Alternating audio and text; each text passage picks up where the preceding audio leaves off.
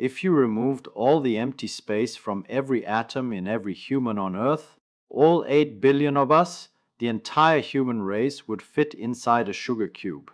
You are not solid. You are not even really matter, not in the way you think you are. You are energy pretending to be stuff. And I know that sounds like something someone would say at a party after too much wine, but this is not philosophy. This is not metaphor. This is what the equations actually tell us. And the story of how we figured this out, well, it is one of the most beautiful and unsettling stories in all of physics. So let me tell you what is really going on. Let me start by destroying an illusion you have carried your entire life. You think you are solid. And why wouldn't you? You press your hand against a table, it feels firm. Your feet hit the ground holds you up. You bump into a wall, the wall doesn't let you through. Everything about your daily experience screams that matter is real, substantial, hard. You see, it is not even close. Now, an atom is roughly 1 angstrom across. That is about 10 to the minus 10 meters. Very, very small. The nucleus sitting at the center of that atom is about 10 to the minus 15 meters. So the nucleus is 100,000 times smaller than the atom itself. Think about that ratio. If you scaled an atom up to the size of a football stadium, the whole stadium, seats, field, everything, the nucleus would be a single grain of sand sitting on the 50-yard line. And the electrons? Well, this is where it gets interesting, because the electrons are not little balls orbiting in the remaining space like tiny planets. No, no, no. That picture you probably saw in school with the nice circular orbits, it is wrong. The electrons exist as probability clouds, smeared out wave functions with no definite position until something measures them. They are not anywhere in particular. They are everywhere they could be, all at once, with different probabilities. So what is an atom really? A tiny speck of dense nuclear matter surrounded by a ghostly haze of probability. And you are made of trillions upon trillions of these things. You are a vast cloud of almost nothing, not held together by stuff, held together by forces. And that distinction, the difference between stuff and forces, turns out to be the most important distinction in all of physics. Now here is something that should bother you. If atoms are 99.999999999999996% empty space, and I am not exaggerating that number, then why does the table feel solid when you slam your hand on it? Why doesn't your hand pass right through? This is where the real physics comes in, and it is far stranger than you might expect. The answer is not that matter touches matter. The atoms in your hand never touch the atoms in the table, not even close. What happens is this. The electron clouds of the atoms in your hand and the electron clouds of the atoms in the table come near each other, and they repel, electromagnetically. The force you feel, that resistance, that sensation of solidity, it is the electromagnetic force pushing back against you. But there is something even deeper going on. You see, in 1925, a physicist named Wolfgang Pauli figured out something extraordinary. He discovered a principle, we call it the Pauli exclusion principle, that says no two electrons can occupy the same quantum state in the same place at the same time. This is not a suggestion. This is not a tendency. This is an absolute law of nature. When your hand approaches the table, the electrons in both objects refuse to share quantum states, and this refusal creates an enormous repulsive pressure. Physicists call it degeneracy pressure. So the feeling of solidity, the thing you experience every single moment of your life, it is a force field.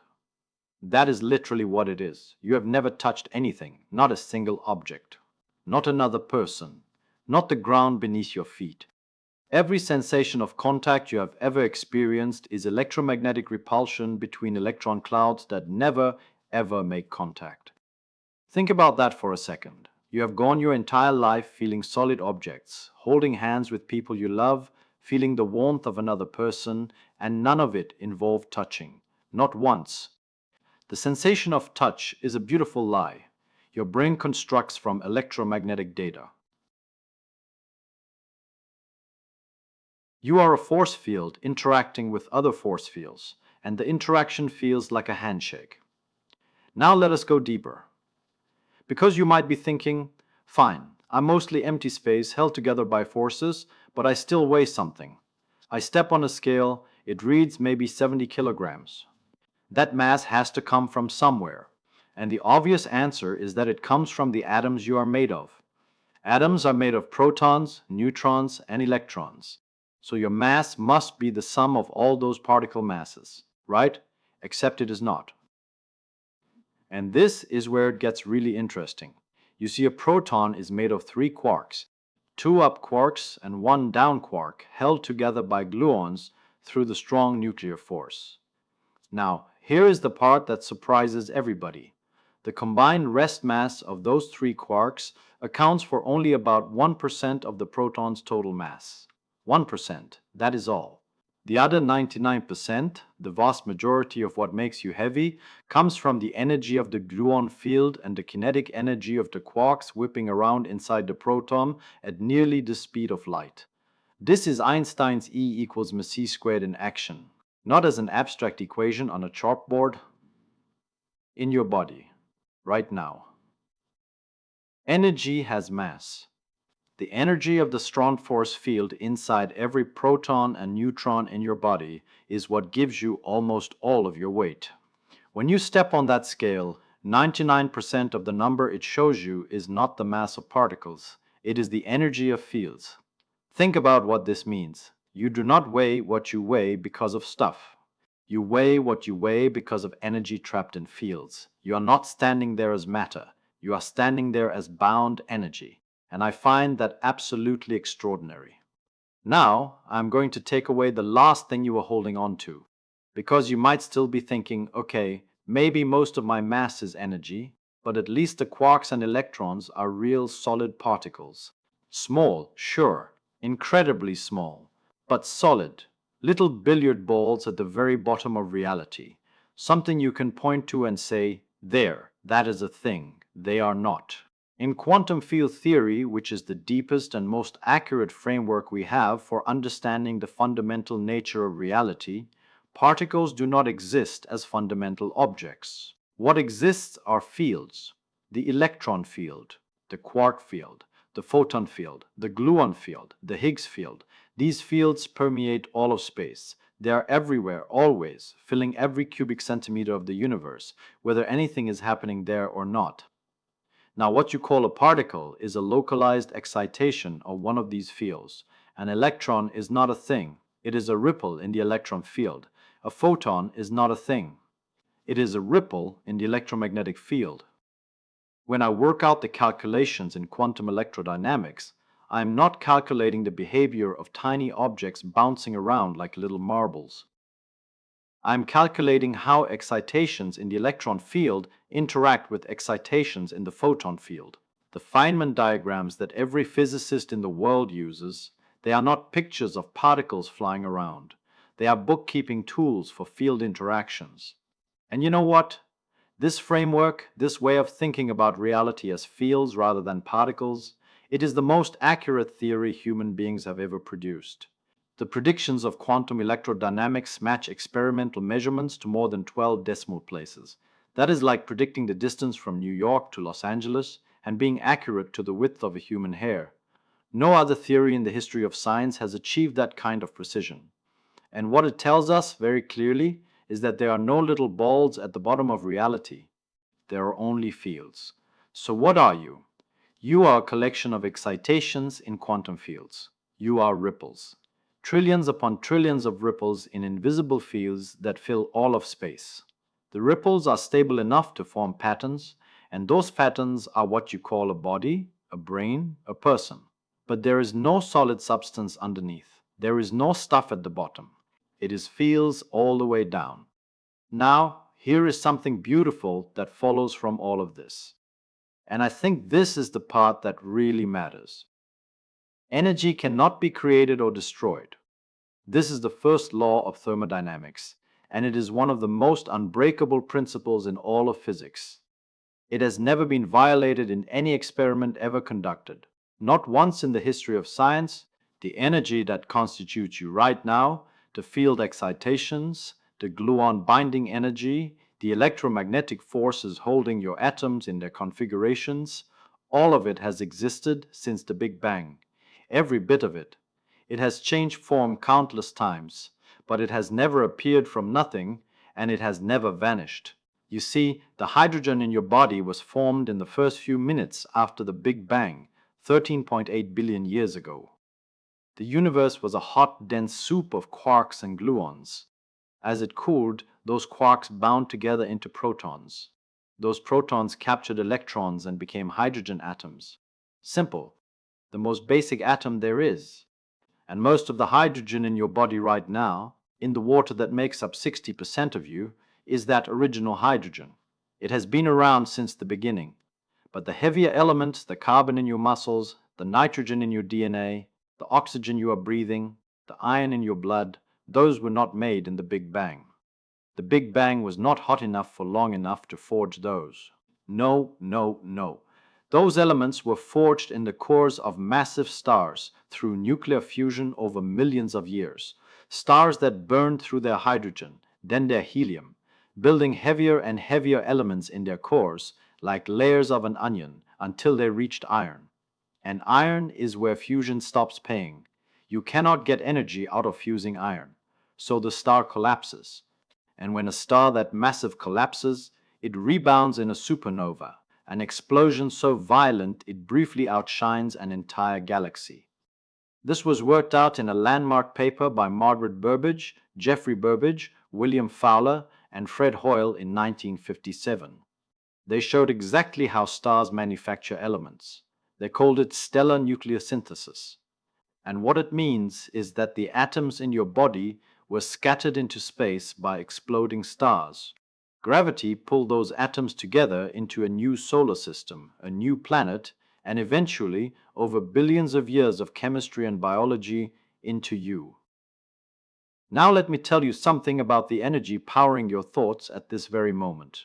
The photons carrying that energy were produced in the core of the Sun, where hydrogen nuclei fuse into helium at temperatures of about 15 million degrees. But those photons did not shoot straight out of the Sun. The core is so dense that a photon only travels a tiny distance before it gets absorbed and re-emitted in a random direction. It random walks from the core to the surface over a period of about 170,000 years. Think about that. The light that eventually became the energy in your breakfast spent 170,000 years bouncing around inside the Sun before it finally reached the surface. Then it crossed space in about 8 minutes, hit a plant, and was captured through photosynthesis. Something ate the plant. Something ate that something. Eventually, the energy ended up in the food you ate this morning, and right now, right this very second, it is firing your neurons as you process these words. The energy thinking these thoughts is 170,000 years old, at minimum, and the atoms carrying it are billions of years older than that. You are not separate from the universe. You are the universe's energy temporarily organized into a pattern that can think about itself. And you know what? This is where people go wrong. People hear that they are made of energy and they immediately turn it into mysticism. They start talking about crystals and vibrations and auras and quantum healing. And I have to tell you, that irritates me. It irritates me because the truth, the actual physics, is so much more extraordinary than any mystical nonsense anyone has ever invented. The actual physics says that you are excitations in quantum fields that have existed for 13.8 billion years. The actual physics says that the solidity you feel every moment of your life is an electromagnetic illusion, a force field projected by electron clouds that never make contact. The actual physics says that 99% of your mass is binding energy from the strong nuclear force, not the mass of particles at all. The actual physics says that every particle in your body is a ripple in a field that fills all of space and time. You do not need mysticism. You need to actually understand what the equations are telling you. And what they are telling you is far more wonderful than anything anyone ever made up. You see, the distinction between you and the rest of the universe is not fundamental. It is organizational. The same fields, the same forces, the same energy. You are just a particularly interesting configuration of it. A pattern. A very complex, very specific, very temporary pattern. And when the pattern changes, when you stop being you, the energy does not disappear. It cannot. That is the one thing the laws of physics will not allow. The atoms that were you will become soil, water, air, other living things. The energy that was you will continue in different forms through different configurations until the heat death of the universe and possibly beyond. Not as you. The pattern dissolves. The particular arrangement that looks up at the stars and wonders what they are, that arrangement ends. But the energy that was the pattern is as permanent as anything in physics can be. Now, I want you to remember something. At the beginning, I told you that if you compressed all the empty space out of every human on Earth, we would fit inside a sugar cube. And I told you that means you are not solid. But now you know it is much deeper than that. You are not just mostly empty space. You are not even really particles. You are not even really mass in the way you thought. You are a process, a verb, not a noun. You are something the universe is doing, not something the universe has. I, a universe of atoms, an atom in the universe. And the imagination of nature is far, far greater than the imagination of man. Our imagination is stretched to the utmost, not to imagine things which are not really there, but just to comprehend those things which are. And what is really there, what the equations and the experiments and the mathematics all point to, is that you are a 13.8 billion-year-old energy pattern that has briefly become complex enough to wonder what it is. The fields that make you are the same fields that make stars and empty space and everything in between. The energy that drives your thoughts once powered a star. The atoms in your hand were forged in a furnace that outshone a galaxy. And the fact that you can wonder, that the universe has organized some of its energy into a form that asks questions about itself, I think that is the most extraordinary thing there is.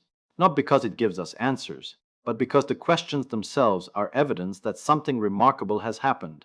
Something the universe did not have to do, but did. You are not made of matter. You are made of stories that energy tells itself when it has been arranged just so.